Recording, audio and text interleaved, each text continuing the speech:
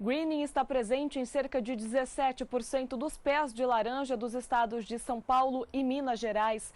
O Senado aprova um projeto de lei para facilitar o financiamento agrícola e o Paraná deve colher 36% a mais de milho na atual temporada. O Mercado do Campo desta quinta-feira, 29 de junho, já está no ar.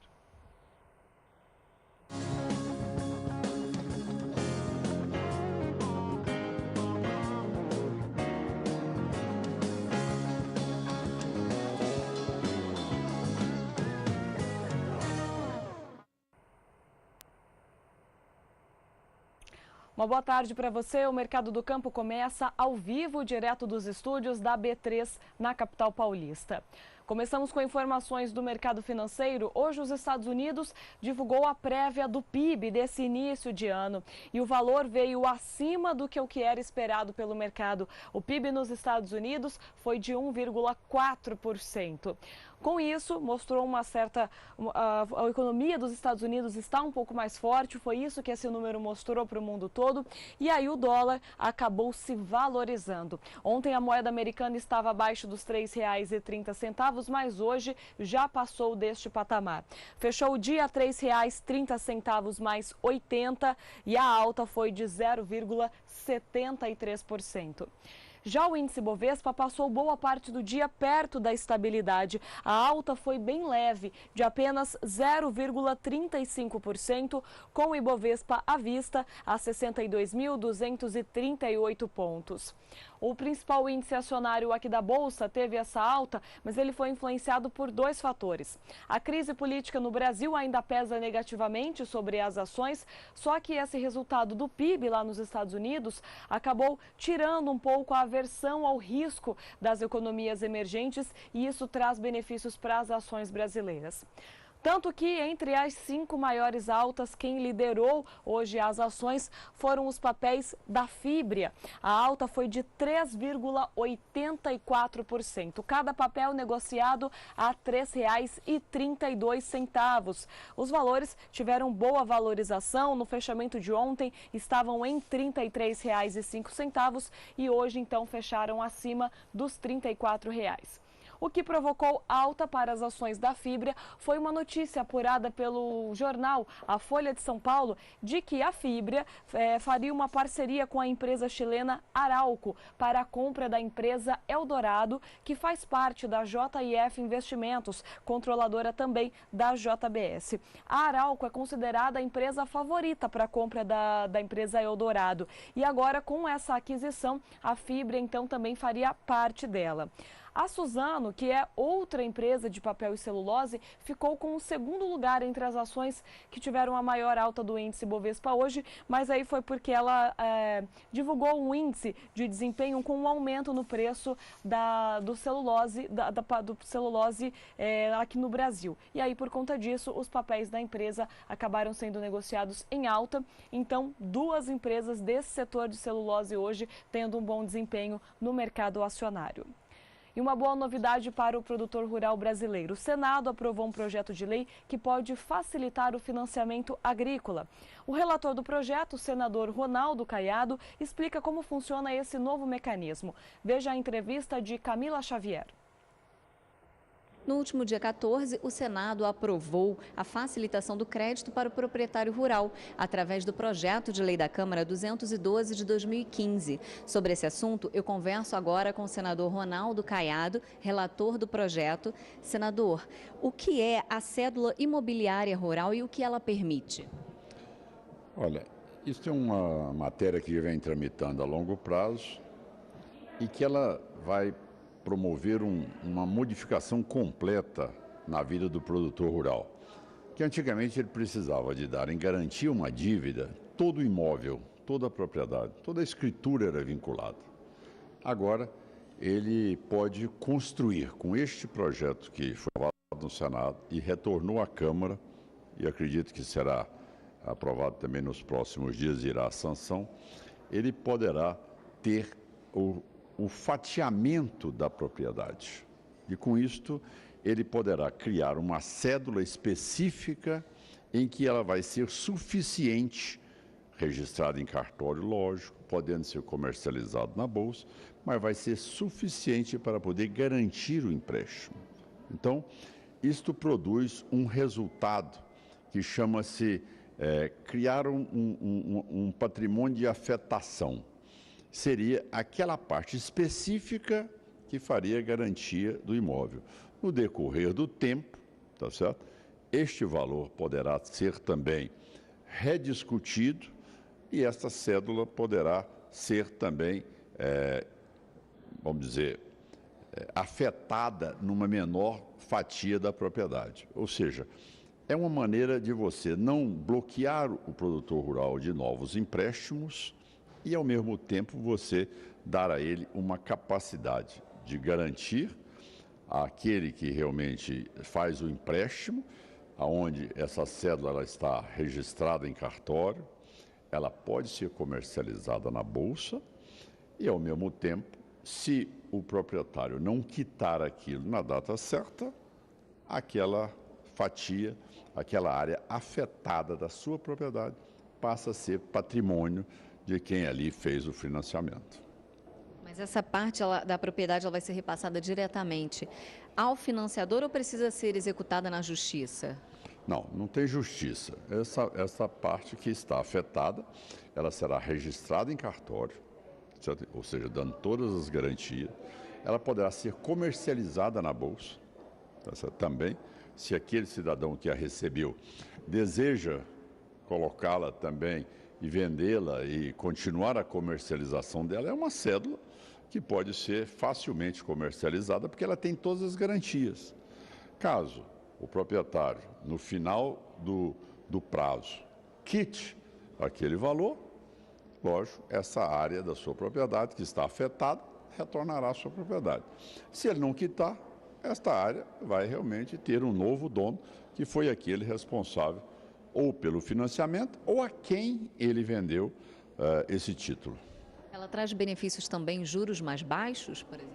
A partir daí, você tem uma garantia real e também de rápida comercialização. Ao mesmo tempo, o não cumprimento no prazo, ela imediatamente será reintegrada ao patrimônio de quem financiou e com isso dá muito mais celeridade e ao produtor rural a garantia de que ele poderá ter um patrimônio e este patrimônio ele poderá ali construir várias áreas de afetação, tá certo? Para vários empréstimos que ele queira contrair. Então ele não vai ficar com um imóvel só, que é a grande queixa que nós temos hoje, um cidadão que já renegociou sua dívida, que já pagou grande parte das parcelas, a propriedade num todo hoje está arrestada, está vinculada àquela dívida anterior de valor insignificante. E ele não tem como fazer novo empréstimo nem continuar na atividade. Isto é um passo importante, devo dizer que é um passo importante que dará uma sobrevida ao produtor rural para que ele tenha mais crédito diante da propriedade que anteriormente ficava 100% bloqueada. Quem ficaria com a cédula imobiliária rural? No caso, se for banco estrangeiro, ele também poderia ficar com a terra? Olha, lógico, quem tiver adquirido essa cédula tem o direito de amanhã usufruir dela, caso o proprietário não quite essa dívida pelo valor de face daquela cédula. Então, se amanhã ele adquiriu e não teve o pagamento por parte de quem fez o financiamento, é lógico que aquilo será incorporado no seu patrimônio. Seja ele quem for que adquiriu amanhã títulos em qualquer uma das empresas no Brasil, seja ela no setor rural, seja ela na área da indústria, do comércio, na verdade, desde que esteja na Bolsa, ela será proprietária daquele que realmente tem, a partir dali, um número X de ações ou pelo menos uma área daquela propriedade. Tá certo. Muito obrigada pela entrevista, senador Ronaldo Caiado. Camila Xavier para o SBA. E ainda falando sobre esse assunto, nós trouxemos aqui nos estúdios do SBA, aqui na Bolsa, para conversar sobre a gente e explicar um pouco mais como é que funciona essa cédula rural, uma advogada. Ela é advogada da Sociedade Nacional da Agricultura e explica quais são os benefícios desse novo projeto de lei para o produtor rural. Acompanhe. Professora, muito obrigada pela sua vinda aqui nos nossos estúdios. Bom, tem uma novidade agora, está em votação um projeto de lei lá no Congresso Nacional que vai trazer alguns benefícios para o produtor rural, que é um novo título. Eu queria que a senhora explicasse qual que é esse título e quais seriam essas vantagens. Bem, a cédula imobiliária rural é um novo título que está sendo lançado no mercado para facilitar, agilizar os empréstimos que os produtores rurais têm que fazer no exercício de sua atividade agrária. É um título novo, ele cria um patrimônio de afetação. O patrimônio de afetação vem a ser o individualizar uma parte do imóvel com as suas acessões, benfeitorias, enfim, mecânica, parte mecânica deles, tudo o que ele houver, para estudar em garantia em relação ao crédito que está sendo solicitado. Então, você tem uma grande vantagem, porque em vez de ele onerar todo o imóvel para a obtenção do crédito, ele pode onerar parte do imóvel, parte mecânica, enfim, o que ele tem de benfeitorias, acessões, maquinários, etc. Isso é uma grande vantagem, porque, como eu disse, não deixa todo o imóvel obrigado a esse empréstimo, que muitas vezes é muito inferior ao valor contratado, né, obtido com o financiamento. Isto gera, por criar um patrimônio de afetação, esta área em que ele vai onerar, ela tem que ser ou dentro da fração mínima de parcelamento do solo rural ou o módulo rural, o que for menor.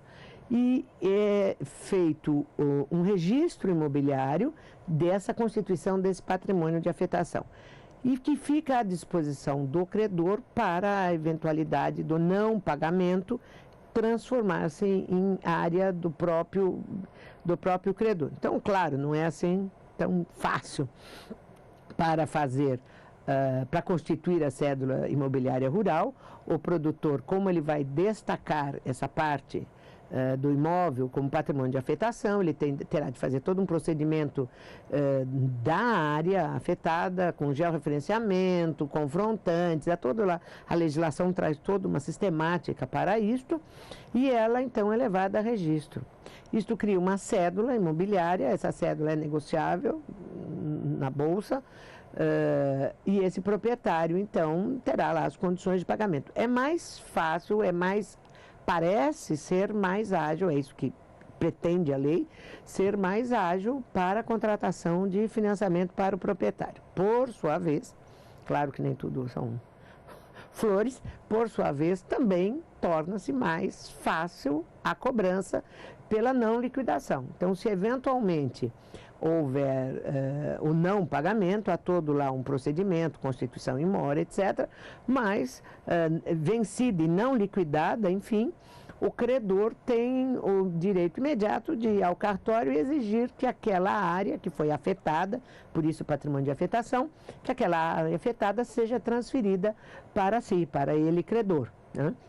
Então, é preciso ver que assim, é muito bom, a gente espera que todo mundo que espera contratar espera pagar, mas é preciso ter uma certa cautela, porque a agilidade da cobrança e da eventualidade da perda da propriedade afetada, da parte que foi afetada, também é muito fácil. Vamos ver o que vem por aí. O projeto saiu da Câmara, foi para o Senado.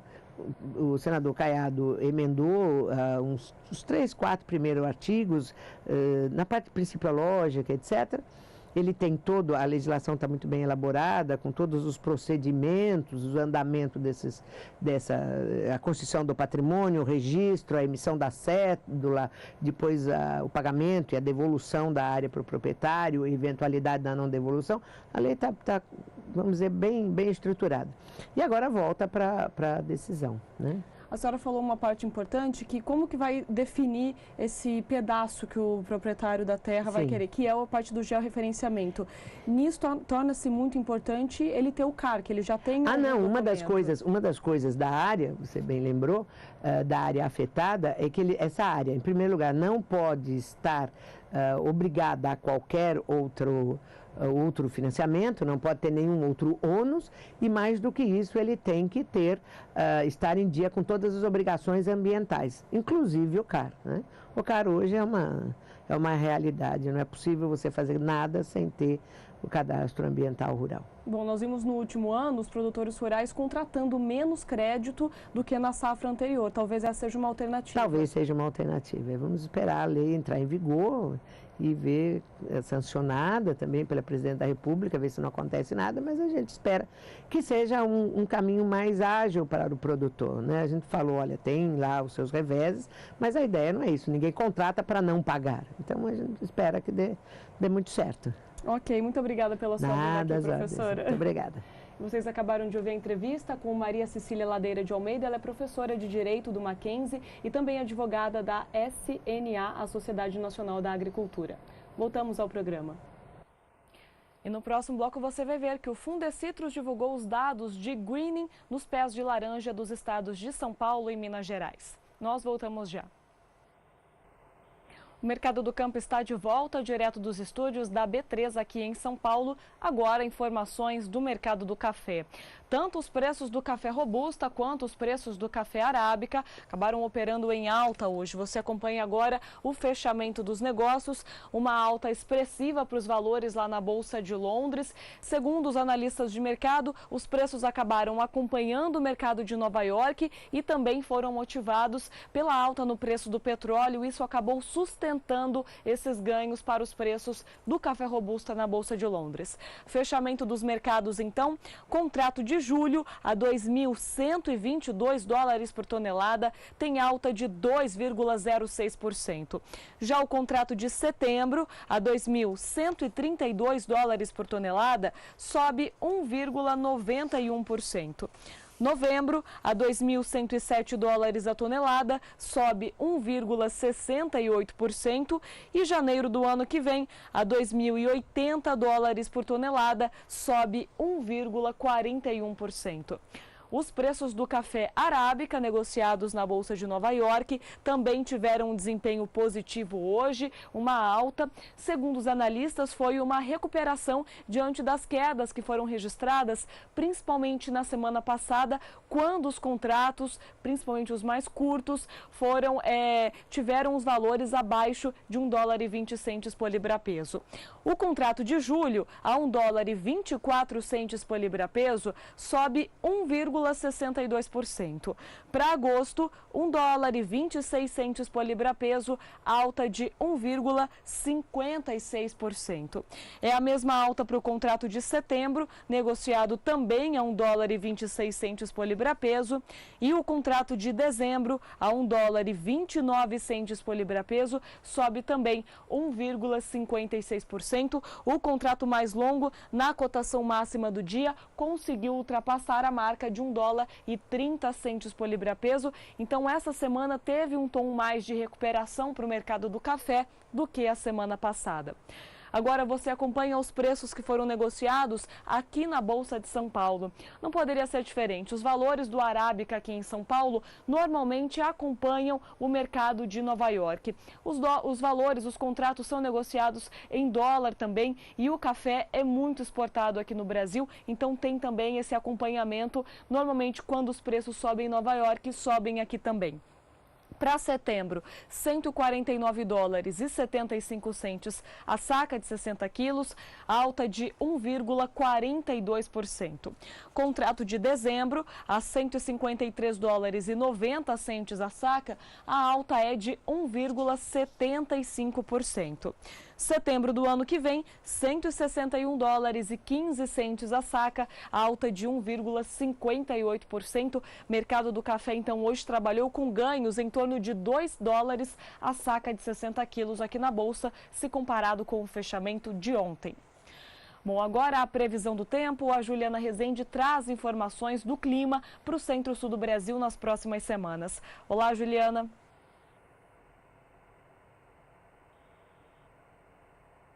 Olá, Rafaela. Olá a todos. As usinas do estado de São Paulo agora têm colocado força total nas atividades de colheita das lavouras de cana-de-açúcar. Devido ao predomínio de tempo mais seco, as atividades de colheita dos canaviais têm avançado. A umidade do solo, por conta desse tempo mais seco, tem diminuído na maior parte do centro-sul do país, mas ainda segue com níveis favoráveis, especialmente para o desenvolvimento das lavouras, desde o estado de São Paulo, Mato Grosso do Sul, até a região sul. No decorrer dos próximos dias, não há expectativa de chuva muito expressiva na região centro-sul. Agora, as instabilidades ocorrem de forma mais fraca nas áreas litorâneas do sudeste, ainda em partes do Rio Grande do Sul e também na faixa leste catarinense e paranaense. Nas áreas restantes do centro-sul, o predomínio ainda é de tempo mais firme, pelo menos até o dia 4 de julho. No decorrer do período seguinte, essas instabilidades agora na região sul acabam avançando um pouco mais e ocorre pancadas de chuva desde o Rio Grande do Sul, Santa Catarina, na faixa leste do estado do Paraná e também no sul do estado de São Paulo. Agora no nordeste de Minas Gerais, em áreas do Espírito Santo e também no norte do Rio de Janeiro, ainda deve chover, mas em ambas as regiões as pancadas ainda são fracas e com baixos acumulados. Na região centro-oeste e também no interior de Minas Gerais, de São Paulo, ainda também no norte do Paraná, o tempo ainda segue firme e com predomínio de sol. Ao longo do terceiro período, a expectativa ainda segue de predomínio de tempo firme na maior parte do centro-sul do país. E agora as instabilidades ainda se concentram na região sul e em toda a faixa leste da região sudeste. Entre Minas Gerais, São Paulo e também o centro-oeste, o predomínio ainda é de tempo firme e o sol ainda segue aparecendo. Então, pelos próximos períodos, não há expectativa de chuva muito expressiva na maior parte do centro-sul do país, a ponto de prejudicar e também atrasar as atividades de colheita das lavouras de cana-de-açúcar. Volto com você no estúdio. Obrigada, Juliana, pelas informações. Agora o nosso assunto é o mercado de laranja. O Departamento de Agricultura dos Estados Unidos divulgou a sua estimativa de safra aqui para o Brasil na temporada 17-18 e a expectativa é de um aumento muito grande na produção. Você acompanha agora. A safra de laranja 2017-2018 deve chegar a 471 milhões de caixas de 40 quilos de 800 gramas. É um aumento de 34% se comparado com a safra 16-17. De acordo com o Departamento de Agricultura dos Estados Unidos, essa alta na produção de uma safra para outra deve ser sustentada pelo clima mais favorável nas regiões produtoras, principalmente no estado de São Paulo. Os estoques finais aqui no Brasil, na atual temporada, devem ficar em torno de 100 mil toneladas. É um aumento de 300% se comparado com o ano anterior. Bom, o consumo aqui no Brasil deve permanecer estável em cerca de 38 mil toneladas, só que as exportações devem crescer. Segundo o Departamento de Agricultura dos Estados Unidos, a estimativa é que as exportações cheguem a 1.143.000 toneladas, ganho de 27,7% se comparado com a safra anterior. Agora, hoje foi divulgado pelo Fundecitrus como está a situação do greening, que é a principal doença que atinge os laranjais, não só aqui no Brasil, mas no mundo todo. O greening está presente em 16,73% dos pés de laranja do cinturão produtor dos estados de São Paulo e também de Minas Gerais, Triângulo e Sudoeste de Minas. A incidência divulgada hoje pelo Fundecitrus permanece no mesmo patamar dos 2 últimos anos. Em 2015 foi 17,89% e 2016, 16,92%. Então, existe uma diminuição, mas ela é muito pequena. Segundo o Fundecitrus, essa incidência ainda é muito grande nas áreas produtoras de laranja aqui do Brasil. Só que o Fundecitrus também faz uma ponderação. O estado de São Paulo é a única citricultura do mundo com produção em larga escala e que vem conseguindo produzir e aumentar essa produção mesmo com o greening, diferente do que vem acontecendo, por exemplo, na Flórida, nos Estados Unidos, que sempre foi um grande produtor de suco de laranja, mas que toda a produção tem sido muito afetada e os volumes têm sido menores nos últimos anos por conta do greening. Agora, mesmo com a produção menor lá na Flórida, aqui no Brasil deve crescer essa produção como nós mostramos e isso acabou afetando as cotações do suco de laranja hoje lá na Bolsa de Nova York. Veja só como ficou o fechamento das cotações. A queda passou de 3%, passou de 4% no contrato mais curto. Para julho, $1,33 por libra-peso, a queda é de 4,5%. Contrato de setembro, $1,33 por libra-peso, queda de 3,25%.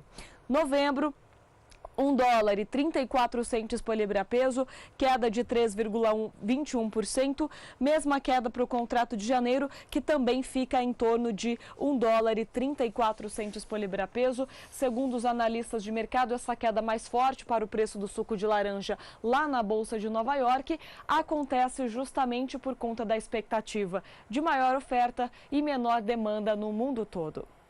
Bom, no próximo bloco você vai ver os mercados de soja e milho hoje. Nós voltamos já. O Mercado do Campo está de volta, direto dos estúdios da B3 aqui em São Paulo. E agora com informações da previsão do tempo, Juliana Rezende traz os destaques para o Nordeste e Norte do país. Juliana. Os produtores de algodão do oeste da Bahia estão satisfeitos com esse tempo mais seco, porque as atividades no campo, especialmente a colheita das lavouras de algodão, segue avançando. E também os produtores estão otimistas, esperando uma produtividade maior do que ocorreu na última safra. Os índices de umidade do solo têm declinado, especialmente por conta desse predomínio de tempo mais seco na maior parte do interior do Nordeste e também em áreas mais ao sul da região nortista. No decorrer dos próximos dias, o predomínio ainda é de tempo seco no interior da região Nordeste e áreas mais ao sul do Norte. Agora é no extremo norte do país e também em áreas litorâneas do Nordeste que segue chovendo de forma frequente. Ao longo do segundo período, esse padrão de chuvas ainda deve persistir. No extremo norte do país, as chuvas ainda ocorrem, agora perdem um pouco mais de intensidade e o mesmo também ocorre nas áreas litorâneas do Nordeste. Seguem pancadas de chuvas frequentes na faixa leste e também no litoral norte. O interior das duas regiões, o predomínio ainda é de tempo seco. Ao longo do terceiro período, esse tempo seco ainda deve predominar na maior parte do interior da região Nordeste e também nas áreas mais ao sul da região Norte. Até o dia 14 de julho não há expectativa nessas áreas mais claras do mapa. Isso acaba beneficiando principalmente o andamento das atividades de colheita das lavouras de algodão do oeste da Bahia. Hoje eu encerro por aqui a minha participação. Até mais. Muito obrigada, Juliana, pelas suas informações.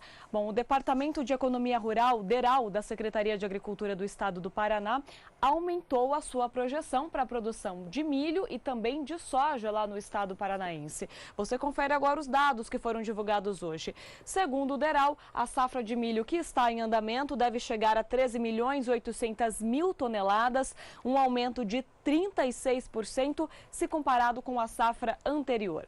Já a produção de soja, a 19.600.000 toneladas, teve um aumento de 19% também se comparado com a safra anterior. Esse aumento na produção se deve principalmente ao clima neste ano, que foi mais favorável do que na safra 16-17. Agora os destaques para os mercados da soja e do milho. Os preços voltaram a subir lá na Bolsa de Chicago. Há muita expectativa para o relatório que será divulgado amanhã pelo Departamento de Agricultura dos Estados Unidos, que vai mostrar a área plantada norte-americana. Os valores subiram, a alta não é muito expressiva, mas é a quinta sessão seguida de alta para a soja. Contrato de julho a $9,15 por bushel, sobe 0,16%. Agosto a $9,20 por bushel, tem alta de 0,19%. Setembro, $9,23 por bushel, alta de 0,27%. E novembro, a $9,24 por bushel, alta de 0,32%. Os preços do milho na Bolsa de Chicago tiveram uma alta um pouco maior, eles acompanharam o ganho do trigo. O preço do trigo subiu mais de 5% hoje, com medo dos especialistas pelo clima mais seco lá nos Estados Unidos. Como o milho e o trigo se substituem na hora da ração animal, quando um sobe, o outro normalmente acompanha. Contrato de julho a $3,59 por bushel, alta de 0,84%. Setembro a $3,69 por bushel, alta de 0,88%. O contrato de dezembro a $3,80 por bushel, sobe quase 1%. E março do ano que vem, $3,89 por bushel, alta de 0,90%. Veja também os preços negociados aqui no Brasil, segundo dia seguido de alta por os preços na Bolsa. Milho para julho a R$ 25,51 a saca, sobe 0,20%. O contrato de setembro a R$ 25,63 a saca, sobe 1,18%. Aí a alta para novembro e janeiro é mais leve, entre 0,08% e 0,07%. Os dois contratos negociados em torno de R$ 26,00 a saca de 60 quilos, mais 2 dias positivos então para o mercado de milho aqui na Bolsa de São Paulo. Agora, informações do Central Leilões, que traz nesta semana a oferta de gados Nelore. Nós vamos conversar com o João Campo, que traz todos os detalhes desses animais. João, uma boa tarde para você. Seja bem-vindo mais uma vez ao Mercado do Campo. Boa tarde, Rafa Fávaro, prazer falar com você, com toda a sua audiência. Estamos aqui na Fazenda Nelore Beca, neste berço dessa nova importação, da última importação, e também é responsável pela detenção da maior variabilidade genética dentre os genearcas, dentre as linhagens que foram trazidas. Eu estou aqui com o Júnior, ele que é o veterinário e também gerente da fazenda. Júnior, boa tarde. Nós separamos uns lotes para apresentar para os nossos clientes, né, meu amigo? Exatamente, João. Boa tarde o pessoal do canal do Boi. Olha, o primeiro lote, Rafa, que nós separamos é o lote número 7. Pode colocar para mim, por favor, na sequência, que é um filho do Acuntá POI da NJOP, outro projeto também que participou dessa última importação da raça Nelore, com a Beca Durga, que foi a primeira matriz nascida aqui na Fazenda Nelore Beca, oriundo desse projeto da nova importação. Tá aí um touraço, hein? Exatamente, João. A Beca Andilei Five, ela é filha do Acuntá, que vem a Jampur, na Beca Durga, que vem da linhagem Xelano. É um animal muito expressivo, tem uma alta área de olho de lombo de 91,52 e um marmoreio de quase 3. E uma espessura de gordura subcutânea de 6,17, muito acima da média, João. E outro ponto importante, ele é dos garrotes mais zerados de todo o nosso trabalho, ele tem 21 meses só, ou seja, nós trabalhamos aqui com animais jovens, animais precoces, com todos os exames em dia, inclusive, né, Júnior? Exatamente, João, todos os exames em dia, todos os animais a serem ofertados têm um andrológico positivo, exame de brucelose e tuberculose negativo, acompanhamento dos técnicos da BCZ com a prova de ganho de peso. Os animais estão todos qualificados como elite ou superior na prova de ganho de peso e também todos avaliados pela ultrassonografia de carcaça. Outro touro muito forte que a gente tem a mostrar agora é o lote de número 8. Pode colocar para mim, por favor, o lote de número 8, que é um filho do Adimantã, na Falixã. Falixã, talvez, uma das principais matriarcas do projeto Lei, né, meu amigo? Com certeza, João. A Falixã é uma das principais doadoras nossa aqui dessa nova importação. A Falixã é filha do Indirano, na Janci, que é a Lei 85. Aos amigos, às vezes, não entendem a lei. O Lei é livro especial de importação, que foi criado esse livro especialmente para essa nova importação de 2010 que veio da Índia. E o Beca Anagar Lei Five é filho do Adimatã, então, na Falixã, que tem uma área de olho de lombo de 85 e um marmoreio de 4, muito acima da média do marmoreio.